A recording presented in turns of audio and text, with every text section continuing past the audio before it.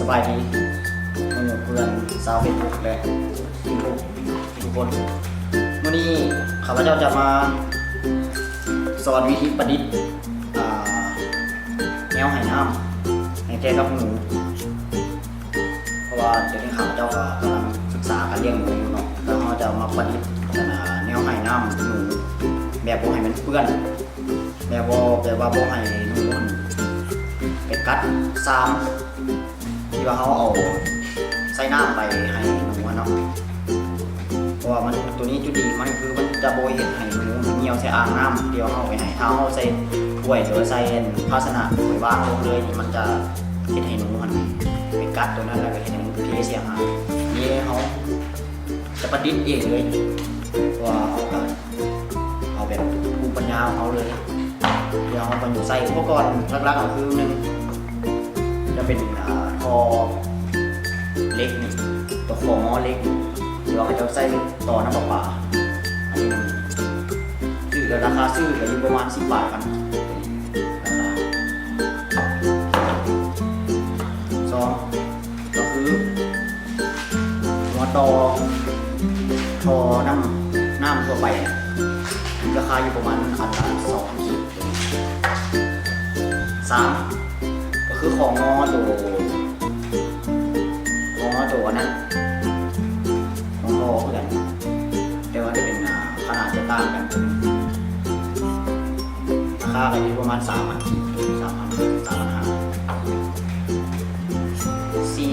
ก็คือกาว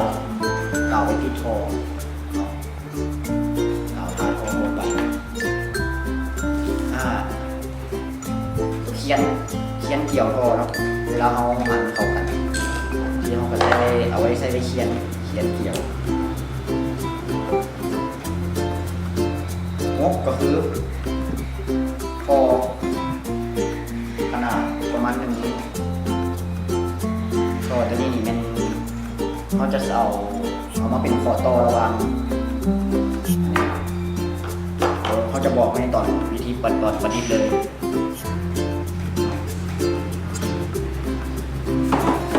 7ก็คือแก้วน้ำปลาหรือว่าแก้วน้ำอะไรทั่วไปนะหรือว่าใส่ไว้ใส่น้ำเนาะเพื่อเวลาเราหายน้ำใส่คือมันจะเป็นการอัดตัวบรรจุน้ำเอาไปเบิ่งวิธีเฮ็ดกันเลยเนาะวิธีเฮ็ดขั้นตอนแรกเขาก็คือตัดคอตัวนี้เนาะคอขนาด1 นิ้วของเราตัดเอาประมาณเอาว่าเขาเสียวทุกเข่าแล้วเขาเสียวประมาณทำใดผมต่อประมาณนี้เนาะแต่ว่าข้าพเจ้าได้ตัดไปแล้วประมาณนี้ตอนแรกเขาก็ทากาว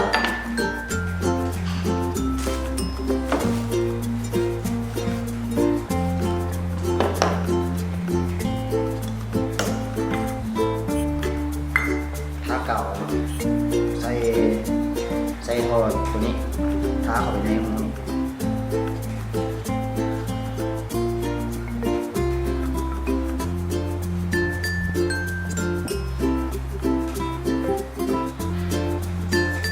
แล้วก็เอาตัวนี้สู้เข้าไปหรือว่าท้าเก่าเติมเพื่อให้มันแน่นแล้วก็ให้เก่า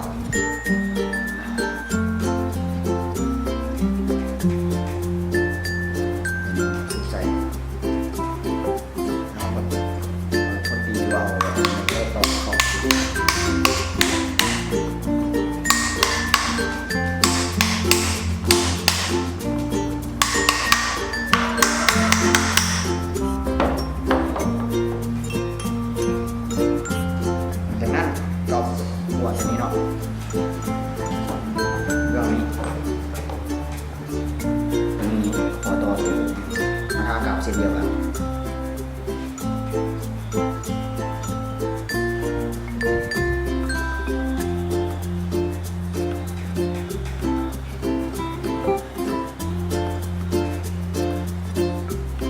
จากทาแล้ว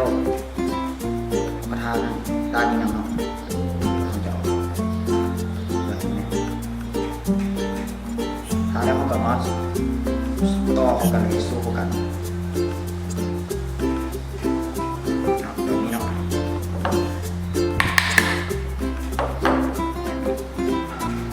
ก็จะเป็นประมาณนี้แล้วนี่เอาเกี่ยวตัวนี้นี่เอาใส่หั่นใส่แต่ว่าเราต้องเขียนก่อนเขียนด้วยสกอตเขียนทองเนาะ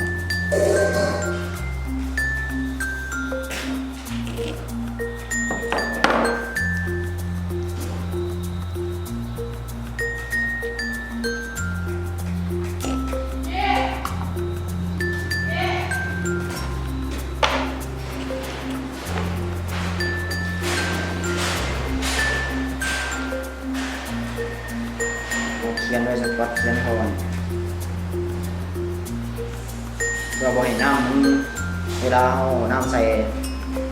มันจะบ่ได้ซึมออกมันจะบ่ซึมออก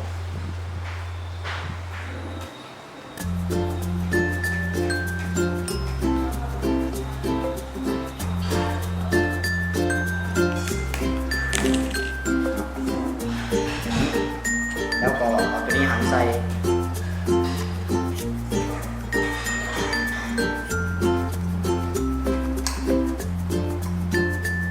เป็นประมาณนี้แล้วน้ำแก้วตัวนี้เนาะไปให้น้ำเต็มแล้วก็มาซุปใส่แบบนี้มันก็จะเป็นอยู่ประมาณนี้จะเป็นอยู่ประมาณนี้เขาจะเอาไปต่อใส่กับแท่งสารที่ว่าเขาเรียกตัวนี้จะอยู่ส่วนข้างในเนาะอันนี้จะเป็นส่วนอยู่นอกแท่งมันจะอยู่ขันกันอยู่ตรงแบบนี้แล้วน้ำมันก็จะงูก็จะมากินได้อยู่ก็บ่สามารถกัดได้เพราะว่าหนูมันกัดมันเป็นยางเป็นอย่างมันอยู่ได้มันจะกัดขาดเบิดเพี้ยนหายแต่ตัวนี้จะเป็นตัวเล็กมันจะบ่สามารถกัดได้ก็เบิดเพียงซ้ำนี้เนาะการประดิษฐ์แนวไหน้ำมันก็สิเป็นหน้าตาที่ประมาณนี้เดี๋ยวก่อนวิธีประกอบแล้วเราจะตอนไปติดตั้งปลูกเสร็จปลูกแล้วเราจะนั้นให้ดูเห็นคลิปอีกมีคลิปหนึ่งว่าวิธีติดตั้งเป็นแบบไหนอันนี้เป็นลักษณะผู้พานที่ว่าสิ่งอันที่ว่าเขาเห็นแล้วก็จะเป็นประมาณนี้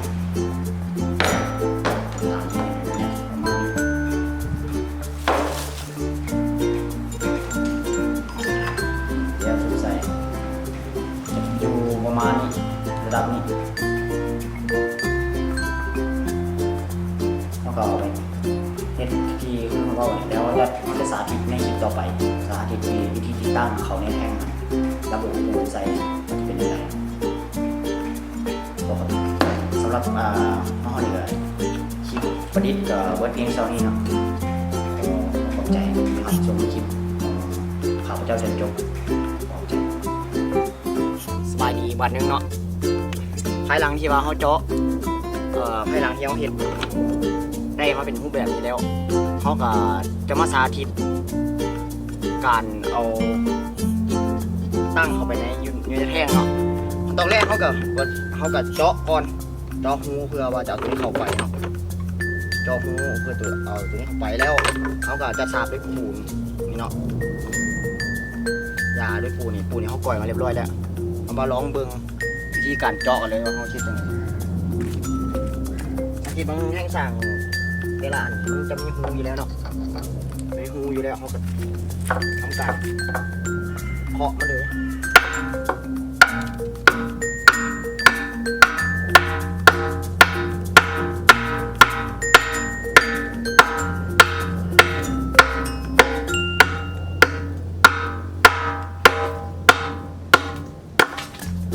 เนาะ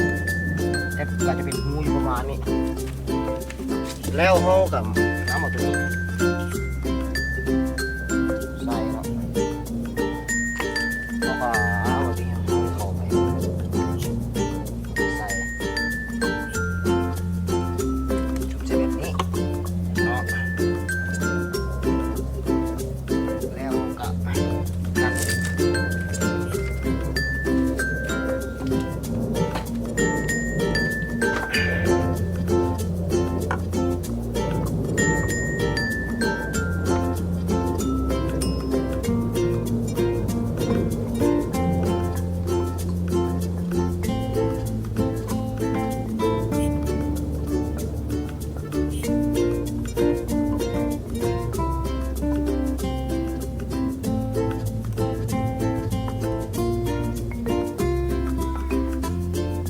เอาไปมันเคียงเนาะในโครงสร้างของมัน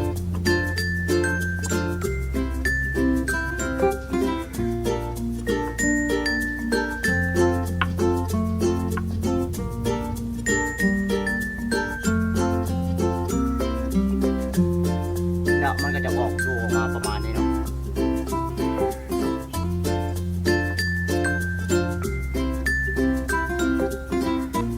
จากนั้น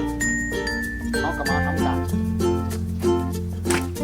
สาบด้วยปูนใส่เลยครับ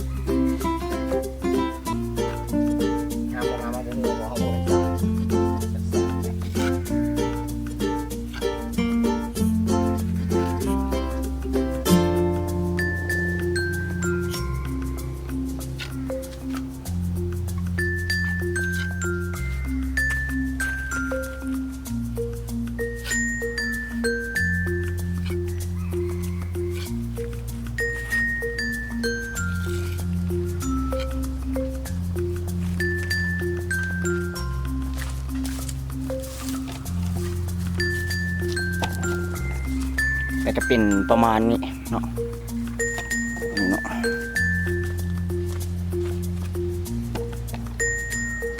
จะซี่ออกมาประมาณนี้เนาะเจ้า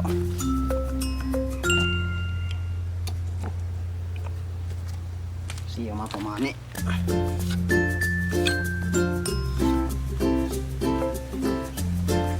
แล้วหลังจากนั้นเขาก็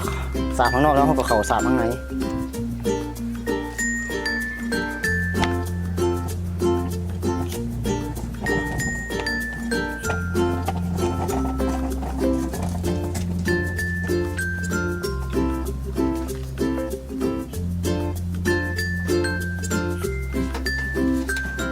มันก็จะเป็นประมาณนี้เนาะเจ้ามันจะเป็นโกลออกมาแนวนั้นเนาะคล้ายๆแบบน้ำจะขึ้นมาแบบนั้นหลังจากนั้นแล้วเขาจะสาบข้างในหลังจากสาบแล้วเราจะถ่ายให้เบิ่งอีกวันหนึ่งเนาะเจ้าหลังจากที่เราเห็ดสำเร็จแล้วหน้าตามันก็จะออกมาเป็นประมาณนี้เนาะประมาณนี้เลยเจ้าแก้วมาซุบใส่ตรงนี้เนาะแบบนี้เลยเจ้านี่คือน้ำที่เราหายแล้วมันจะเป็นประมาณนี้ไปเบิ่งข้างในมันก็ข้างในหน้ามันก็จะเป็นประมาณนี้แล้วหนูมันก็จะขึ้นมาจะมากินอยู่นี่เนาะจะมาปีนกินอยู่นี่เขาจะเอาดินกีมายองให้เพื่อให้มันปีนอีกชั้นหนึ่งจะเป็นประมาณนี้นะ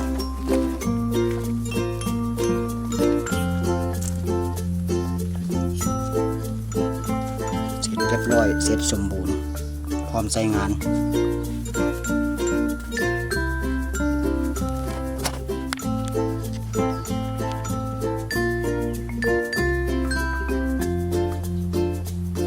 ถ้าผู้ใดในเบิ่งคลิปนี้แล้วก็ฝากกดไลค์กดแชร์กดติดตามให้เด้อเพราะว่าเขาเริ่มเฮ็ดฟาร์มหนูเนาะเริ่มต้นมือใหม่หัดเฮ็ดถ้าตอนซื้อพันธุ์หนูอย่างมาแล้วก็เดี๋ยวจะมาเฮ็ดคลิปให้เบิ่งอีกวันหนึ่งก็ขอจบคลิปเพียงซ้ำนี้เนาะขอขอบใจ